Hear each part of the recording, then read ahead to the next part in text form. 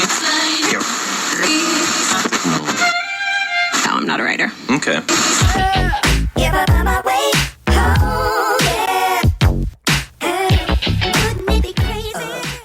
And good morning. This is Mike Lodge. I am the business advisor, and I'm glad that you've joined my podcast this morning. I tell you, it's been a different few days. I just got away from all the politics and everything else, and just kind of focused on my house, my garden, my dog, getting things organized, doing the spring cleaning, doing what I need to do. Because, I'm a single guy, so I have to do it all. And so I focused on that instead of all the nonsense politics. But today I've got to get back to it. By the way, in my last conversation with you, I talked to you about my friend who was concerned about his son and the marriage and everything, and how the house had been transferred over into his name. And my end result with him was to sit down and have a very short conversation. And so that's what he did, very calmly. They were all playing games one night at their house, and he took his son to the side and sat down and said, "Listen, I saw this and I wanted to see what your response would be of why the house was transferred over into her name, to the new wife's name." Luckily, being calm all about it and just asking a very simple question, he was able to find out that was had to do with the Homestead Act, and that they were adding her name to that. And that's what popped up when he did a search. But the son still owns the house, and still on the property title, so everything is cool. And everything was taken care of. Now, he felt bad because he doubted his son, but I said, hey, that's what parents do.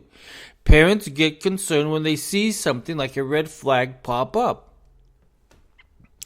So I'm happy for him and everything's cool. And I said, don't be ashamed of what you did. You were a good father. You followed up and are protecting your son. And I tell you, that's what more and more parents need to do, is start protecting their children and asking questions and talking with them. It doesn't need to be long, drawn-out questions to resolve a conflict. It can be very short, to-the-point questions in a very nice way. It happens all the time, and that's what I try to do in my mediation sessions with my clients, is to sit down and talk to them very calmly.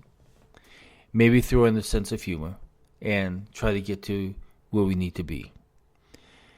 Now, the other thing that's happening at the moment is that we still don't have a debt ceiling limit, and nor have we cut any expenses. 6 out of 10, CNN just did a survey. 6 out of 10 Americans want there to be cuts to spending to get to a debt ceiling. And Americans are absolutely right. Because in order to get to a legitimate debt ceiling, you've got to know if you can cut any expenses. Cut the spending.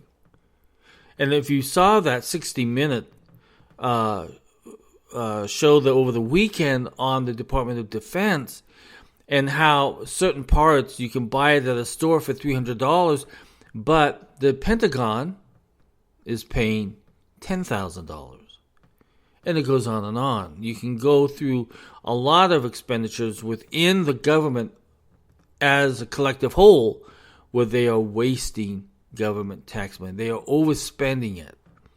And there really needs to be a good look at how the government is spending our money. Because if we are going to vote for more debt to cover this overreach spending, then we're not managing the finances of the United States correctly. I remember at one point in time, back in the Reagan administration, they were coming up with issues in the Department of Defense again, where the steering wheel was costing several $100,000, and it should have cost just not like $500. I mean, it was outlandish, and that always happens. And what's happening now is that a lot of these vendors are holding some of these airplanes and everything hostage, and so now they're charging these big amounts. There should really be a joint session of Democrats and Republicans that should be concerned about this overspending. They should be concerned about waste. If they're not, and they just want to play politics, then they are worthless. Absolutely worthless. So Biden needs to get something done. He only has a few hours, just a few more hours, to sit down and negotiate out a good spending plan that cuts spending and gets to a good debt limit. And that debt limit should not go up for quite some time, because government has got to live within their means. If they are spending more than what is being taken in, that's an upside down economy. That's a bad economy. And if the government doesn't know how to operate efficiently and financially sound, then you and I are going to be working really, really hard and sending them a whole bunch of tax dollars through our payroll and taxes and everything else, gasoline tax, everything. And if the money is being wasted, we are dumb idiots if we Americans are letting our money be wasted. So the Democrats have got to sit down and they've got to be serious about this. Because the American people, 6 out of 10 Americans say, you have got to cut spending before you get to a debt ceiling. Now remember, the debt ceiling is to pay for all of these bills that have been passed. So the Inflation Reduction Act and all these other stupid bills that were incorrectly tagged, because that Inflation Reduction Act does not reduce inflation. That was purely a Green New Deal type plan. So we were lied to by the government. So my suggestion to the president: sit down, act like an adult, act like a big boy, and have your team sit across the table and hash out the GOP's bill that they've passed, and that should be in the Senate floor. Go line by line with that and see what you can do. Because if we've got to be two decision makers in the room, and that's the president and also the Speaker of the House. So if that's not going to be done, then we will go into default. And if we are on the verge of default in a few more hours, we will be in that default mode. If we don't have a plan in place, a debt ceiling plan in place, we will be in default mode. So you and I have got to prepare for that. Make sure we have the cash, make sure we have staples, make sure that we have everything available to us, because inflation will go up again and a lot of layoffs will take place. So prepare yourselves. Just prepare yourselves and get ready. Now, the other issue I want to talk about is this issue in California. You've got the LA Dodgers, which I love, and the Angels, inviting a group of LGBT trans nuns to get an award at their stadium. And the people that are the fans of the LA Dodgers said, no, forget it.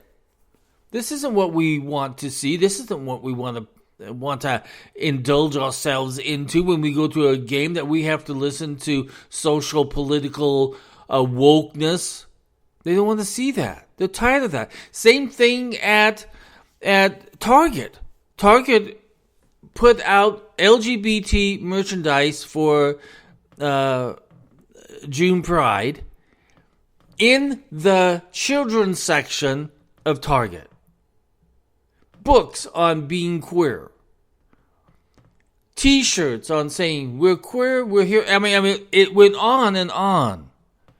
People don't want to go into stores and have to see that type of stuff. They're there to shop and to buy what they need to see. They don't need to have this diversity issue being pushed down on them every single time they go into shop someplace.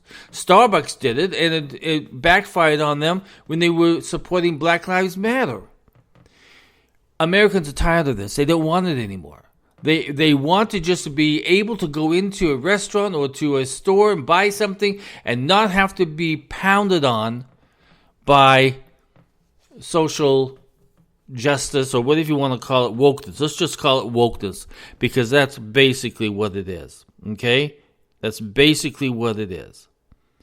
So we've got to get away from all this nonsense, because it's just killing us. It really is just killing the American family experience by always being pounded on, because of the companies are trying to push this diversity so they can get higher points. And it's ridiculous. I'll tell you what's funny. Uber suspended its diversity chief after stuff like this. They were putting on programs inside the company and said, "Don't call me a Karen." I tell you, sometimes when you push this diversity, when companies try to push diversity, it goes too far in one direction. It goes too far. And so what that happens is that, in fact, I even say, you don't need a diversity chief. You don't need somebody that's pushing diversity all the time. But the problem is diversity, in that constant push on diversity, that constant push on this political wokeness, it pushes employees into conflict. And we're seeing more and more conflict. Now, the employees spoke out with Uber. They said, "We don't want this, because now you're targeting one group and you're leaving out the other group, and you're doing this, and it went crazy." Listen, diversity can be talked about, but it doesn't need to be talked about constantly every single day. Decision that you make has to be versed on diversity. No. You got to run your business like a business. Because you've got responsibilities not just to those employees that you have employed, but you have responsibilities to the clients that you may offend by pushing your diversity politics. You have to be very careful on this. We believe in diversity. We believe in equal opportunity. That's why we have all of these equal opportunity laws out there on state books and federal books. We have everything in place for us to know what diversity is and what equal opportunity is. And we know what to do as businesses. But we don't need to be pounding our clients. We don't need to be pounding our employees on it every single day. We just do it. We don't need to be talking about it constantly. Dodgers don't need to be pushing their LGBT agenda on their fans. So we have a problem here, and we need to correct it very quickly.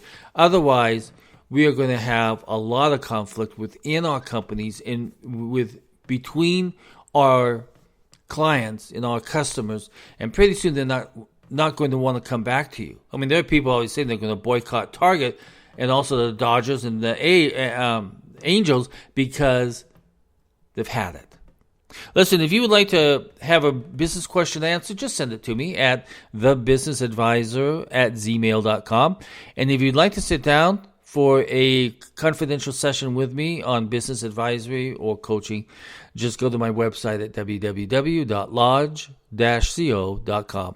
Talk to you soon. Love you guys. Bye-bye.